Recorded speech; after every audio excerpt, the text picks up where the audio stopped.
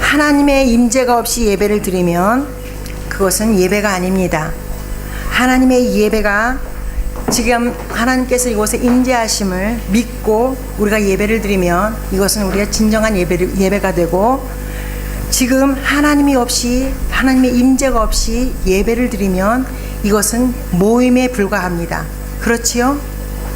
이 말씀은 어떤 말씀입니까? 성경책입니다.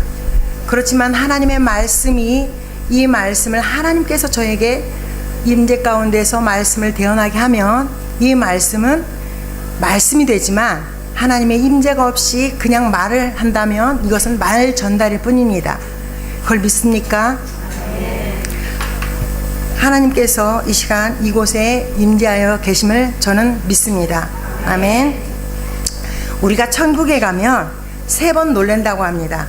아마 이 말을 다 들었을 것입니다.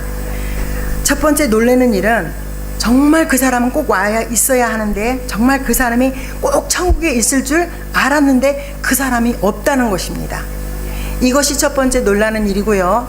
두 번째 놀라는 일은 어떻게 저런 사람이 이렇게 천국에 와 있지? 라고 놀란다는 것입니다. 저런 사람이 어떻게 천국에 와 있지? 우리 눈의 기준에, 우리 사람의 잣대로 볼 때는 저 사람은 천국에 올 사람이 아닌데 그 사람이 천국에 와 있다는 것입니다. 세 번째 놀라는 일은요, 나 같은 사람이 천국에 있다는 것이 놀랄 일이라는 것입니다. 우리 주 예수 그리스도를 영접한 자녀임에 분명하면, 그리고 예수의 영이 내 안에 있음에 분명하며, 그것을 또 시인하고, 예수의 영이 내 안에 있음을 분명히 시인하고 성화된 삶을 살면 천국은 내가 있을 곳입니다. 아멘. 오늘 말씀은 사무엘하 24장과 역대상 21장 말씀이 동일한 말씀으로 기록되어 있습니다. 사무엘하 24장 1절 말씀에 이렇게 적혀 있습니다. 여호와께서 다시 이스라엘을 향하여 진노하사 저희를 치시려고 다윗을 감동시키사 가서 이스라엘과 유다의 인구를 조사하라 하신지라. 역대상 21장 1절 말씀에는 이렇게 기록되어 있습니다. 제가 읽어드리겠습니다. 사단이 일어나 이스라엘을 대적하고 다윗을 격동하여 이스라엘을 계수하게 아니라 라고 이렇게 적혀 있습니다. 아마도 두 말씀을 비추어서 해석해 보면 다윗의 인구조사가 범죄한 이스라엘을 징계하시려는 하나님의 계획적인 의도에서 나온 것임에 분명합니다.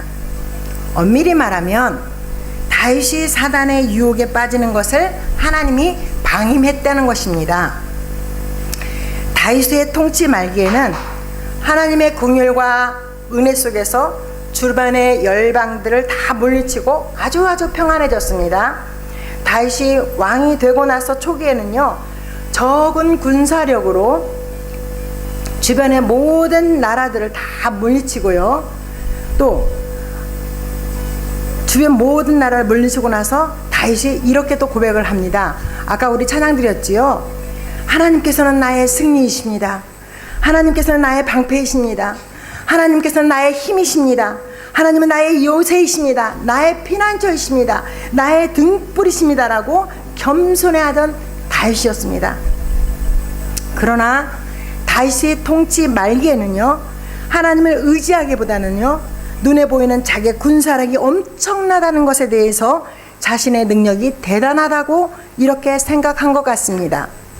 다윗은 모든 전쟁에서 엄청난 승리를 거두었습니다. 너무 넓은 영토를 가졌습니다.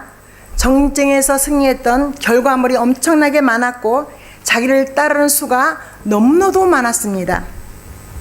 어느 날 다윗이 평안해지자 요압과 군대 장관을 불러서 인구조사를 실시하게 합니다. 구약에서는요, 2번의 인구조사가 나오는데 모세와 다윗의 인구조사가 있지요. 그러나 인구조사에는 근본적인 차이가 있습니다.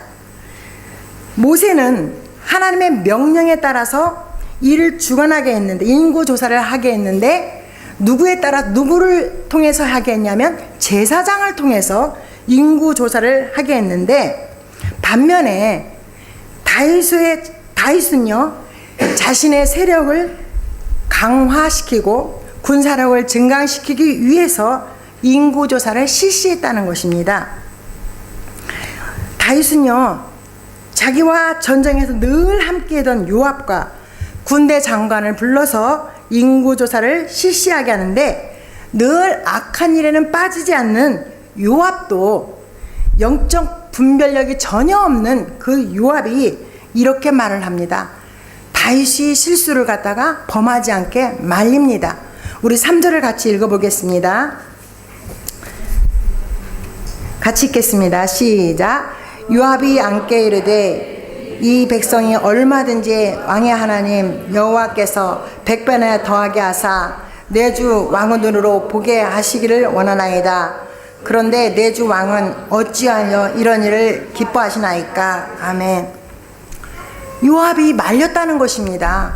이것이 분명히 지금 실수하는 것을 아니까 요압이 말리는데도 다윗은 그 말을 듣지 않습니다. 이렇게 하나님 마음에 합하다고 했던 다윗도 교만이 들어가니까 자기의 뜻을요, 자기의 생각을요, 자기의 의지를요 꺾지 못합니다. 그러므로 잠언 18장 12절에 이렇게 말씀이 기록되어 있습니다. 사람의 마음의 교만은 패망의 선봉이요 겸손은 존귀의 앞잡이니라 라고 써 있습니다. 다윗이 하나님 앞에서 9달 20일에 걸려서 인구조사를 조사한 실수를 범함으로 인해서 하나님이 진노하십니다. 그러면서 3가지의 범죄의 벌을 내놓으시고 선택하게 하십니다. 우리 13절을 같이 읽겠습니다. 13절입니다. 같이 읽겠습니다. 시작. 가시 다윗에게 이르러 이렇게 왕의 땅에 7년 기근이 있으니까 혹은 왕이 원수에게 쫓겨 3달 동안 그들 앞에서 도망할 것이니까 왕은 왕의 땅에서 사흘 동안 전염병으로 있을 것이니까 왕은 생각하여 보고 나를 보내시인에게 무엇을 대답하게 하소서 하는지라. 다윗은요, 자신의 죄를 지고요 인구조사를 실시하고 나서 자신의 죄를 깨닫고 양심의 가책을 느끼고 즉시 하나님께 무릎을 꿇었습니다. 그리고 회개합니다. 저는요, 다윗이 다윗되게 하는 것은 다름 아닌 솔직성인 것 같습니다. 겸손하게 솔직하게 회개하는 다윗의 모습입니다. 다윗이요, 간음죄, 살인죄, 교만함, 온갖 죄를 저질렀지만 잘못을 알면 지체하지 않고 회개한다는 것입니다. 회개는 스스로 자책하는 것이 아닙니다. 아, 이거 내가 잘못했는데 다음부터는 안 그래야지. 이게 회개가 아닙니다. 내가 잘못했으면 하나님께 용서를 구하는 것입니다. 하나님께 회개해야 하나님을 믿는다는 것입니다. 하나님의 말씀으로 돌아가는 것이 회개입니다. 우리 14절을 같이 읽겠습니다. 14절 시작. 다윗이 가데게 이르되 내게 고통 중에 이르되 청하는데 여호와께서는 국률이 크시니 우리가 여호와의 손에 빠지고 내가 사람의 손에 빠지지 아니하기를 원하노라 하십니다. 보십시오. 다윗은 늘 전쟁터에서 추위와 배고픔에 쫓겨다니던 다윗이었습니다. 전쟁터에서 잠자리가 편했겠습니까? 배부른 밥을 마음껏 먹었겠습니까? 그러므로 다윗은요, 늘 사람으로 인한 그 힘듦보다, 그 시달림보다는 자신을 하나님께 내어놓고 하나님 앞에 하는 것이 낫다고 결정하고 3일간의 전염병을 택했습니다. 하나님께서 다윗의 회개기도를 통해 그를 용서해 주셨지만 그의 지은 죄로 전염병이 내릴 때 7만 명이 죽어나갑니다. 오늘 본문 말씀 1절을 보면 이스라엘이 여호와 앞에서 다시 범죄하였다고 이렇게 기록되어 있습니다. 다윗 왕 통치 말기에는요, 백성들이 평안하고 안락했기 때문에 그들도 역시 하나님을 멀리하였다고 1절 말씀에 기록되어 있습니다. 그럼에도 불구하고 오늘 17절 말씀을 보면 이렇게 써 있습니다. 우리 17절 말씀을 같이 읽겠습니다.